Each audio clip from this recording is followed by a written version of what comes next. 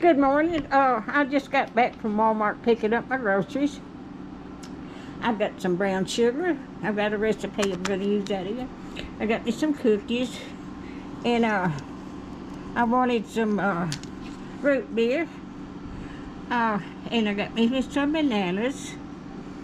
And I got me some pinto beans. This is 4 pounds, I think.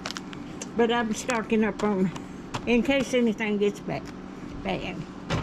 I got me some chicken salad, some potato salad, some bananas, got me some hot dogs, I got me some pickle relish, I got me some grapes, and I got me some milk. I got me some bread, and I got me some hot dog buns. So if you like my videos, just like, share, and subscribe. And hit that little bell when you want to be notified when I got another video. Thank you so much, and y'all have a blessed week. Thank you so much for watching.